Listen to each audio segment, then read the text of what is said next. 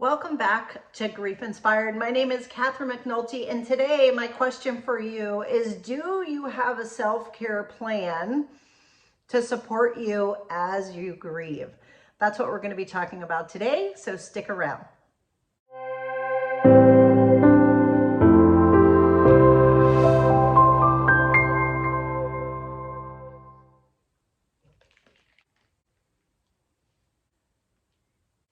Today we're talking about self-care. Welcome back. We're talking about self-care today. So I was just taking a drink of my Lucky Juice with a lot of nutrients and things that make me feel good. And that's part of my self-care plan. So today I want to talk more about what it means to develop a self-care plan. And I want to remind you that we need to remind ourselves to engage in our own self-care plan. So I think the first tip that I can give you is know what works for you. You have to first find out what form of self-care is going to work for you. Now, you can Google a self-care plan or what is self-care, and Google will tell you a list of all different kinds of things that we all know. You need to exercise right, you need to eat healthy, you need to drink lots of water, you need to get enough sleep. But when I talk about developing a self-care plan, what I want to do for you is to help you decide what the things are that work best for you.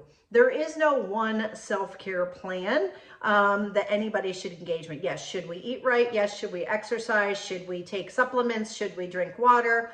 All of these things you should be doing, but what are the things that really support you? So for example, as part of my self-care plan, I typically don't drink caffeine. I have a tendency to be an anxious person. And so I know that if I drink a lot of caffeine, that's going to make me more anxious. It's going to make me spend more time up in my head. It's going to make me feel a little bit off kilter. So part of my self-care plan is to not drink caffeine. Now that's something that's specific for me. Now, if caffeine does not affect you, or it actually makes you feel better, particularly when you're a little sluggish because of your grief, well then that's something that maybe you do want to include, and that could be part of your self-care plan.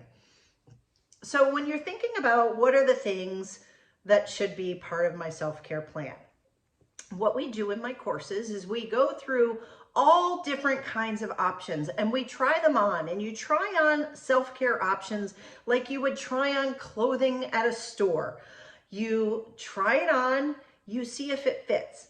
If it feels good and it seems to work for you, then you keep doing it. If it doesn't, then you put it aside and you keep shopping for something else. So what are some self-care things that you can do? For me, like I said, eliminating caffeine is a good one. For me, I found water to be very soothing.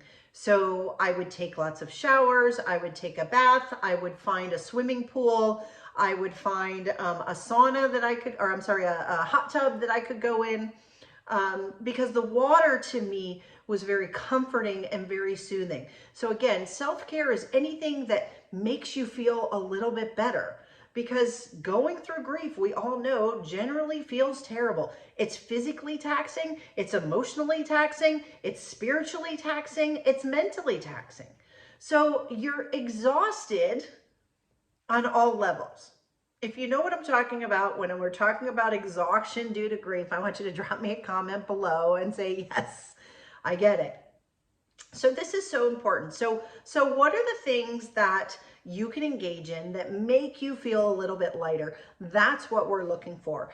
It could be spending a day on the couch watching Netflix because you need the way to zone out, to think about something else. I actually find movies to be really helpful because you kind of get into a movie. And you're, especially if it's one that's really keeping you engaged, and it gets you out of your head and makes you think about something else. So that respite, that little bit of getting out of your head, that can be self-care. For some people, going for a run, clearing your head, getting the endorphins going, right? Something like an intense run would be really useful. For some people, it could be chopping wood in the backyard. It could be gardening, because that's something that you like to do, getting your hands in the dirt and feeling the earth. Maybe it's walking in the grass without your shoes on. Maybe it's supporting other people, right? Volunteering at a dog clinic, or volunteering with children. That can be self-care. Anything that leaves you feeling a little bit lighter. What are the things that you like to do? You can go back to maybe hobbies that you had, the things that were creative, right? If you have any type of creative streak in you, which all of us do in some sense or another, well, what was that? What were the things that brought you a little bit joy? And maybe you can try something new. So what are the things that you thought that you might want to try? You can try those things. And again, if it makes you feel lighter, if it makes you feel happier, then those are things that are self-care. Other self-care things is I started learning about essential oils. And I have an oil that I put on the bottom of my feet at night that acts like a muscle relaxer. For me, that's self-care. Gentle stretching, keeping my body limber, right? Not doing overly taxing exercise, not for me. Some people like to do lots of exercise. For me, it's gentle stretching and yoga. It makes me feel generally better. Going for a leisurely walk, just being out in the sunshine, in nature. These are the things that help me. What are the things that help you? And when you find something that makes you feel a little bit lighter, you add that to your self-care plan. And what that means is you just do it more often, right? As time allows. If going and being by yourself, maybe staring at an ocean or looking out at the mountains or just going on a nice nature walk, and being by yourself, if that's good for you, do more of that. If you prefer to be with people and be in gatherings, or maybe it's just going and walking in the mall so that you're with other people, or going to the park where there's other people, or participating in your church activities where there are other people. If that makes you feel better, do more of that.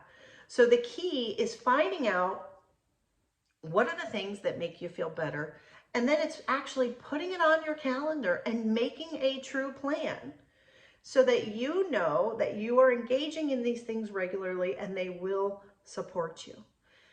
I was reminded this week that if you do not do the things that you know are self-care for you, they do not help you. Engaging in self-care is a practice. Knowing what is good for you by way of self-care is critically important, but then it's equally as important to do it. So you can have all the information in the world, but if you do not do it, it doesn't help you. You can have, and this is what I'm doing, is I have cupboards full of wonderful supplements, things that are going to make me feel better. But if I let myself get dehydrated, if I don't use them, if I don't take them, they don't help me.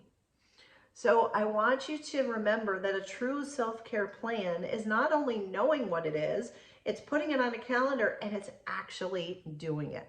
So I hope that helps today. I want to hear what brings you self-care. What do you find to be useful? And what is going to be your self-care plan? Draw it up, put it on your calendar, and make it happen.